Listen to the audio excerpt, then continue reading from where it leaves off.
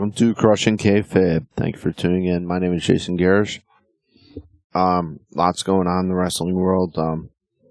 Probably the biggest news is the breaking news about Vince McMahon and allegations of a cover-up of a relationship he had with an employee for years, which resulted in, I believe it was the paying out of $3 million or something of hush money,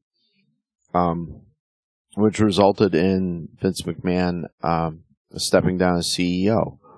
Now, I've seen initial reports that this was a temporary move. I don't know. I know that in the interim, Stephanie McMahon is filling in at CEO, I should say. So we'll see how that all turns out. I found it interesting that some time ago Stephanie took some time to step away from WWE, which leads me to think that she might have known this was on the horizon, something was coming up, something big. Because this is a real big deal. I mean, this not only affects Vince McMahon, obviously, but it affects the shareholders and stock prices, which is huge. You know, and WWE being a publicly owned company, it's all about public perception. So once something like this hits, you can expect the stock to take a gigantic hit. You know, and obviously that affects a relationship with Peacock, NBC, and all of the Fox network that runs SmackDown and whatnot. So this is going to have major fallout throughout the wrestling industry. Be really interesting to follow and see what happens. I mean, along with the allegations, there were also allegations, and I've seen conflicting reports. I don't know if it's involving Vince McMahon, Pete Dunne, or possibly both of them. But there were some allegations of inside trading. The significance of that is a federal crime, and that could involve jail time, whereas the previous suit, which had the previous allegations, I should say, if it was brought to a suit, would be a civil case for damages with no actual criminal allegations, whereas with the inside trading, that involves criminal allegations, which could involve jail time. So that's obviously extremely important to follow. We'll see how that turns out. I'm not sure how much of a hit the stock has taken, which is weird because I am a stockholder. I just haven't had time to look at, unfortunately. But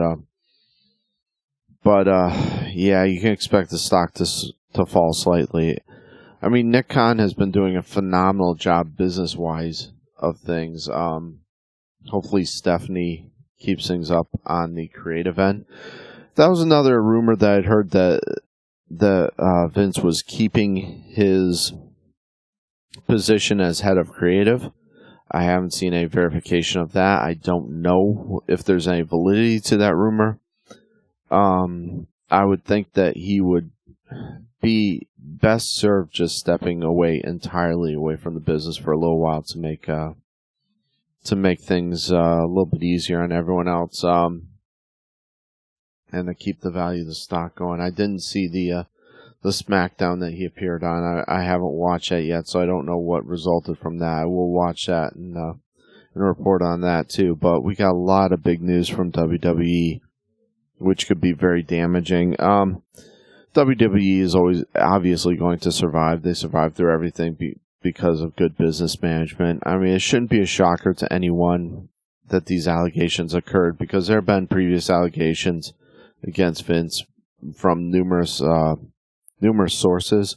So this isn't groundbreaking or shocking, but to the general public who doesn't know the history of the McMahons and doesn't know of all the previous allegations, doesn't know about steroid trials, you know, the younger viewers and whatnot, this I can see how this can upset the public opinion and in turn upset the value of the stock and the value of the company as a whole to the public. I mean, they've obviously signed some very long-term deals, which are very lucrative with Peacock and whatnot. So I don't see them. I don't see them hurting.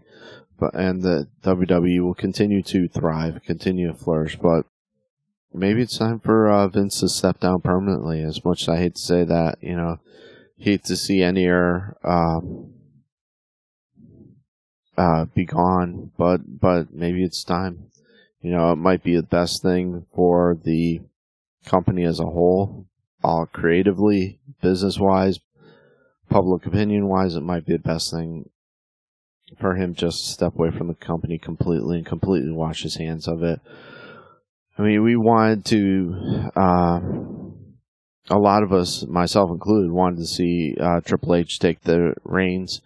I would have loved seeing that because of the job he did with NXT. I thought it was great. He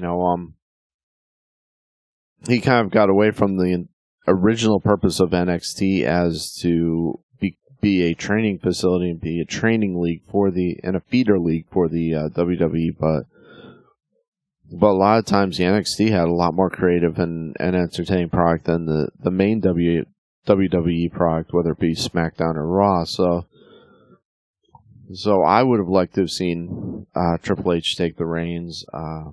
I think that would have been creative from a creative standpoint and entertainment standpoint. That would have been the best. I'm not sure health-wise how he's doing though. He had a major procedure done not too long ago with heart, with his heart and complications regarding that. So I don't see him taking the reins anytime soon, which is a pity because I think that his creative mind and stance would have been very beneficial to the WWE product on the main roster. But yeah, Vince looking at some very serious allegations, and if they're, like I said, I'm not sure about the inside trading. I'm not sure if that relates to Dunn or McMahon himself. We'll have to view that in the days to come because that could entail jail time if that's the case. So I'll have to view that. So that's kind of the earth-shattering news around WWE. Like I said, I think it might be time just for him to step away from the company and let that breathe on its own, thrive. And rather than being a tainted product, I think that's probably the best thing, unfortunately, from a business standpoint to do. And Vince is getting older. When is he going to actually step away and enjoy some time with his family? So as far as that WWE goes, I mean that's our current state. Have to see what's going on there. We had some possible news regarding Sunny's trial, Tammy Sitch's trial. It's possible she might be getting off on a technicality, which is horrible news because I mean she's already killed somebody. What more is there for her to do? I hate to say that. I mean she's taken so many extremes with her addictions, and now it eventually killed somebody. Now they're saying the gentleman who was killed, his current state might lead to believe that he was partially at fault, yada yada yada. So we'll have to follow that and see what happens there. That would be a real shame if Sonny escapes this unscathed, because somewhere down the road she's going to kill somebody again. I hate to say that, but she's proven time and time again that she can't be a responsible adult, and that's a real shame. That's a real shame. That's heartbreaking right there. But we'll have to continue to see. Hopefully that report was wrong, but we'll see. We'll see what works out from there. If you haven't seen it already, go check out the footage from Jeff Hardy's arrest. It shows him clearly being intoxicated, and a number of officers coming out with guns drawn to get him out of the car, which he didn't comply with at first, which doesn't look good for him. But I know that AEW released a statement regarding this whole situation, saying that he was suspended, until he not only receives rehab, but also proves that he can consistently be sober. I don't know what kind of time frame that looks at, because what constitutes consistently being sober? I don't know if that's 6 months, a year. I mean, because Hardy has been sober for stretches of time, and then he completely relapsed like this. And that's another situation where maybe it's just time for Jeff to step away from the ring. I mean, the abuse that he's put his body through is the reason, in addition to having an addictive personality to begin with, is the reason why he's doing this.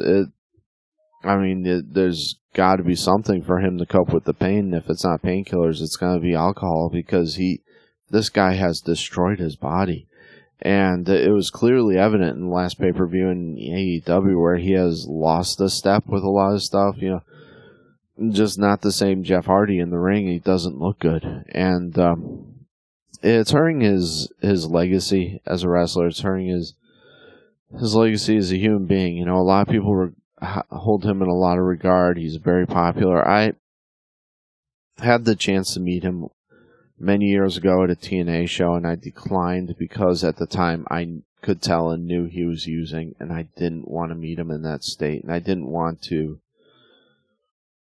have that tarnish my memory of Jeff Hardy. And unfortunately, that's continued, on and on. And if I remember correctly, that was previous to the incident between him and Sting, where he came out of Gorilla in absolutely no shape to wrestle, during the pay-per-view.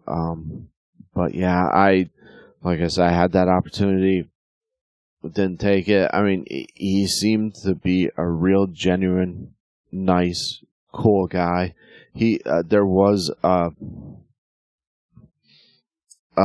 fan of his who was going to meet him that slipped on something and started to fall, and he immediately dropped his belt and went to go aid her. So as nice a guy as he possibly can be, but unfortunately, if he doesn't resolve this issue and get some treatment for his problem, he's going to end up in another situation like Tammy Sitch, and possibly killing somebody on the road, because the police reports had numerous calls listed. The police had responded to numerous calls on that highway. He was driving very slowly, very erratically, and on a highway situation like that, he could have killed somebody. And it's very sad, because as a wrestler, I do like Jeff Hardy, I think he's a really good wrestler. He's one of the greatest of all time, but he needs to address his issues before continuing any further. Like I said, maybe it's time just for him to pursue an artistic career, step away from AEW, and step away from wrestling, because it's obviously detrimental to him. It's not doing any good. Maybe it's time for Tony Khan to sever ties. I applaud them, and I appreciate they're supporting him and going into a rehab facility. I think that's awesome, but I don't think this guy should ever set foot in a ring again. And that's just kind of the way it is, Maybe his musical career can sustain his creativity for the rest of his life. I hope so. He's got that going for him, and he is a draw. I'm sure that people would go out to see him perform. I have no doubt in my mind whatsoever that people would go out and love to see and hear him perform. There's no doubt in my mind. And maybe he can carve out a much bigger niche for his creativity in there. I don't see a reason why not. But wrestling, as far as he's concerned, should be off the table. I know numerous members of his family and whatnot have come out supporting him, and that's awesome. I love the ride or die attitude, but at the same respect, they've got to do what's best for Jeff, and that might not necessarily be encouraging him to get back in the ring. Like I said, I had that opportunity a long time to go and meet him. I didn't, because I knew he was using at the time. Trying to think what else. Obviously his brother Matt has had similar issues, but has gotten through it and has carved out a great little niche for himself. We've always seen Jeff as the better athlete, as the more creative, but Matt seems to be the one that is able to pull himself together. Where unfortunately Jeff doesn't seem to have that ability, which is why, like I said, hopefully he'll step away. And I got nothing against Scott. I defended him when he left WWE, and now looking back on it, kind of wondering if there was something else involved there that what either wasn't being reported or just WWE might have seen something and decide that they weren't going to lead to the downfall of Jeff Hardy, because once again, being a publicly owned company, you've got to watch things like that and see how the public perceives you, and having a wrestler's death on your hands is not a good publicity profile. It's not a good image to portray. So, let's see. We had like I said, lots of things going on. It's kind of hard to piece through everything, but had Slammiversary this weekend. Impact Wrestling. I don't follow Impact anymore. When back in the day when AJ Styles and all those guys were Samoa Joe and whatnot were a part of TNA, I loved it. I followed it. I enjoyed the product. I liked it more than WWE at the time. But since then, that Impact Wrestling has gone so far downhill. But they're surviving now with very little viewership. I don't know how, and how they're even having pay-per-views. I don't know what kind of buy rate they're having for these things. I haven't seen any type of buy rate, and they're not publicly issuing that I know of that I've seen. Let's see, we did have a title change hands. Jordan Grace got the Knockout Championship, which is really cool. I like her. Let's see, Josh Alexander retained the World Championship against Eric Young. Jordan won that in a Queen of the Mountain, which is pretty cool. She had some tough competition there. It looks good. He had a match with the Impact Originals, which consisted of Chris Sabin, Alex Shelley, Frankie Kazarian, Nick Aldis, and Davey Richards. They defeated Honor No More, which consists of Eddie Edwards, Matt Taven, Mike Bennett, Vincent, and PCO. And let's see, did the Originals? Yeah, the Originals won that match. You had Impact World Tag Team Championship. Good Brothers won titles against Briscoes. Wow, that's kind of surprising. And looks like Dixie Carter made an appearance at this event, which is interesting. I'm assuming she's not involved in any way, shape, or form with the company anymore. Sami Callihan defeated Moose. We had Rosemary and Taya Valkyrie, where they won the tag team championships, the female tag team championships off of Tennille Dashwood and Madison Rayne. I didn't know Madison Rayne was still wrestling. I thought she was strictly doing commentary. I met her a long, long time ago at a TNA event. Wow. At Ultimate X Division, let's see. It looks like Speedball Mike Bailey won the title. But against a bunch of guys that I'm not even familiar with, except for Kenny King. I remember him from his WWE stint. Shark Boy won a reverse battle royale, and I'm not even sure what the heck. Oh, interesting. Okay, everyone started on the outside, and they battled to get into the ring. Okay, that's interesting. I've never seen that before. And looks like Rich Swann retained against Brian Myers for the Digital Media Championship, which was formerly held by Jordan Grace a while ago, but yeah, it was Slammiversary. Impact still somehow managing to sputter along. I don't know how. The show itself is almost unwatchable on a daily basis. Production value is so bad on that. I don't know how they continue to do that, because I've seen stuff on public domain television, which was a heck of a lot more clear, better produced than some of the stuff I've seen on that show, which is just kind of scary. But wrestling's a hard product to produce. It is a hard product to direct. I give anybody who does production on it, as far as from the camera work, directing standpoint, it's very difficult to shoot wrestling, because it's very quick action. You got multiple cameras. You've got to try to hide any shortcomings of the wrestlers. You've got to retain kayfabe. If you notice, WWE is such a master at production of wrestling.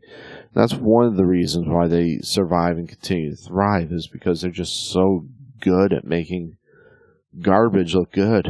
They've taken some wrestlers that shouldn't even be on TV and just make them look so good with quick cuts and cutting away to not expose the wrestler's faults, and that they are just so good at making stuff look good. And that's one of the beauties of WWE, is they can really shine that stuff up and not expose their wrestlers, which as you go right down the line, you notice that gets less and less. I mean, even at the AEW level, sometimes they make mistakes, which expose some of the wrestlers, and you go down to like NWA, and it gets worse and progressively worse down to TNA, which is pretty horrible. Let's see. We had AEW had the Road Rager, which, looking at Jeff Hardy's recent events, is that it just seems like a completely horrible title for an event, and that they might want to reconsider naming that, really. They had Jericho win against Ortiz because Sammy Guevara, dressed as Fuego del Sol, interfered. So Ortiz manned up, took it, and shaved his head, which, good match. We had Wardlow continues to keep winning. Young Bucks are the new tag team champions. I really hate this. I don't want to see belts on the Young Bucks anymore. Please, just freaking stop. They have so many good tag teams in there, and the Young Bucks just really don't do a whole lot for me. I mean, they've gotten better psychology-wise in the ring, but still, man, they've done their super kick parties and whatnot have done so much damage to the sport as a whole. I'm not saying they're bad wrestlers. They're really good wrestlers, actually. Just, I'd much rather see another team get this.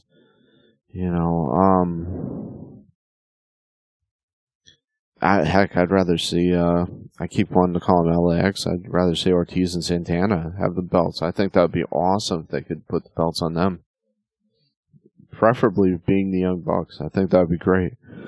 But those are new tag team champions. They beat, beat Jungle Boy and Luchasaurus, Jurassic Express, for the belts. And of course, what happened after the defeat? Christian Cage came to the ring to console Jungle Boy, and then proceeded to turn on Jungle Boy.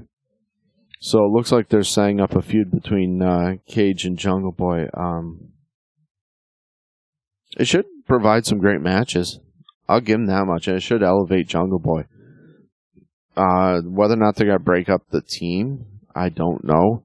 I mean, as far as Luchasaurus and Jungle Boy, I don't know. I don't know if I want to see Jungle Boy as strictly a solo wrestler. I kind of like the fact that he's in a tag team just because he is so undersized. And then what do you do with Luchasaurus?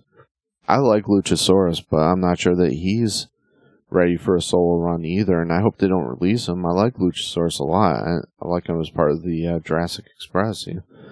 But he turns on Jungle Boy. Christian does a great job of selling being a heel, giving the finger to his family and whatnot. Great turn, great job, as you'd expect from Christian. Consummate professional, really good job, and we got some other going on in the wrestling world. Actually, we got a lot of stuff going on. I'm not going to be able to kind of go over it all, but that was never the intent of the show. Just kind of give my opinions on lots of things. We've got Money in the Bank coming up, so we've got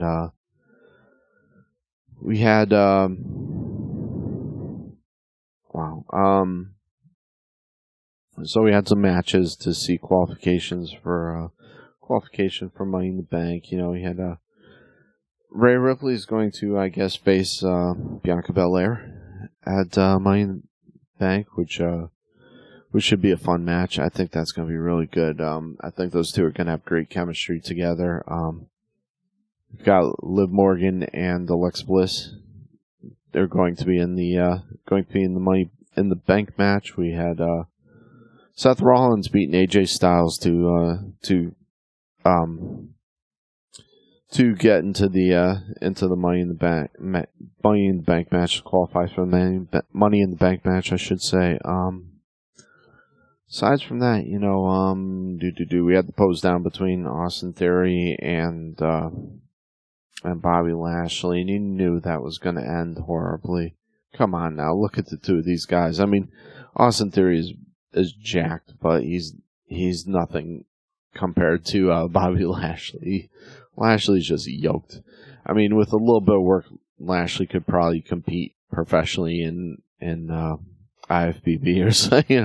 He could probably compete at the professional level at this point. He'd have to work on his symmetry probably, and maybe peek on his bicep. But when standing side to side with Austin Theory, and Austin Theory is a really yoked. He's a jack guy too, But the two of them are in different leagues, But I'm not gonna totally critique the showdown, the pose down between those two. It achieved its purpose. I mean, it was funny because I thought the overall muscular. I thought if you were really going by bodybuilding rules, Theory probably would have taken that just because he had more definition and symmetry. And when his lats popped, you could see it was a lot more like his lats and his traps than Bobby. But I'm not gonna go there.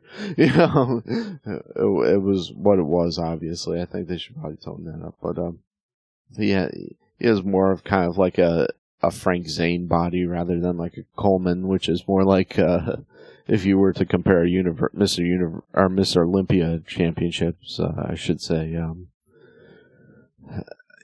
Definitely between the two. Obviously Bobby's gonna win every time between those two. He just has so much more muscle mass than a lot of people. Which is one of the reasons why I kind of wanted to see him eventually go up against Brock Lesnar in a long match. I think that would have been interesting. I think the two are just, once in a lifetime athletes. Obviously Lashley doesn't have the extreme athletic ability that Lesnar does, but I don't think anybody else on this planet does. He seems like he can just do anything he wants at will. Play professional football, sure. Win a UFC heavyweight championship, sure. It's go compete for WWE, sure. It just seems like he can do whatever the heck he wants on a whim, But I would like to see those two guys. Those two guys are incredible athletes, And obviously Lashley's won championships of wrestling from wrestling, amateur wrestling, and in Bellator. I don't think he's won any championships in MMA, but I know he's competed in Bellator. I've seen some of his matches, but yeah, I would have loved to have seen those two incredible athletes go at it. It would have been interesting, but all everything aside, that was obviously achieved what it meant to do, and set up the feud for the USA Championship. And I liked Adam Pearce's. officiating of this. It was nice to see someone in there who wasn't a pushover for Austin Theory, which was kind of cool, because Austin Theory usually gets to do whatever the hell he wants to. And, it was nice to see someone actually toe the line with him, which was really cool. I like to see that in Theory. I like to see how Theory react to that, and he did really well. This guy has a long, barring any injuries, has a long future ahead of him. I saw the photos with comparing him to John Cena. Obviously, he's not as yoked as John Cena, but I can see him having a similar career, in the future, because they're obviously building him up to be the next Cena, and he might be able to take that mantle. I think Cody's going to take that mantle before him, but it wouldn't be shocking. I'd love to see those two guys eventually go at it at the championship, the heavyweight championship level, whether that's a unified or the universal or the world championship. I think the two of those guys already have great chemistry together, and they displayed that in the match they had, which Rollins interfered in. So down the road, a year or two, maybe more, maybe 5, that could be an incredible WrestleMania match if they continue to build the two of them. And Cody stays healthy. Dear Lord. I mean, we heard that he had a successful surgery on his torn pec. Thank God. Actually, I heard that Punk's foot was actually not broken. Heard one report, which I've heard. Once again, it's so hard to get these things clear because these guys with the dirt sheets run with anything they get, which is they'd rather be first than to be right, which pisses me off because they're not doing a service to their listeners by reporting the wrong thing, and I hate that. But like I said, I've heard conflicting reports on that too, so we'll see. But that's good because that should be a much quicker recovery for Punk then. I really hope so. But I mean, like I said, there's so much to cover, but I think we're gonna wrap it up and end things right there. Once again, thank you so much for tuning in, listening. I'd like to give a shout out to Then and Now Flea Market in downtown Trenton. Look for our booth there, where you can purchase my CDs. You can purchase some of the items that my wife has made. Purchase some handmade items, really nice items, and give them a shout out and let them know that you heard it first on Crushing Kayfabe. Crushing Kayfabe sent you, okay? And then check us out at Peggy's Attic too. We actually just put up a booth there where you can purchase some of my merchandise, and you can purchase some merchandise from my wife, and who just changed the name of her page from Lone Star to Hooked on Jenna Lynn. So look for her on Facebook and follow her on Facebook, and you can see some of her artwork and some of her handcrafted items, which some of that stuff is available for purchase at both Peggy's Attic and Then Now. So check us out at Peggy's Attic in Milan, Tennessee. And Then and Now in Trenton, Tennessee. It's right downtown. You can't miss it. In addition to that, I'd like to give a plug out for Lucky Lady Candles. Check them out on Facebook and on Etsy. Let's see. Definitely give a plug out for us. Check us out at CrushingKayfabe.com. Crushing with a K. CrushingKayfabe.com. You can purchase merchandise through there. You can check out all of our social media links through there. And you can listen to new episodes from there. So you can pretty much do everything you need to right from Crushing Kayfabe, Crushing with a K, CrushingKayfabe.com. And once you've checked that out, check us out on Patreon. Go to patreon.com, do a search for Crushing Kayfabe, Crushing with a K. And for just $1 a month, you can listen to the podcast ad-free. So you can get all of our audio ad-free. And listen to the podcast that way and support the podcast. Wow, if I can speak correctly, I am sorry. But support the podcast and help keep the lights on. Just $1 a month. Really appreciate and love you for it. And before I let everyone go, please, once again, pray for the people in the Ukraine. hasn't been on the news as much lately, unfortunately, but they're still facing obviously a very serious crisis and in peril of losing their country. So if you can, please send your thoughts and prayers to them, and not only your thoughts and prayers, but if you check out UNICEF or Red Cross, you can find legitimate organizations. Those are two of them that will supply aid to the Ukraine. So please keep those people in your thoughts and prayers and help them out financially with the aid that they need, please. And thank you so much for listening. God bless.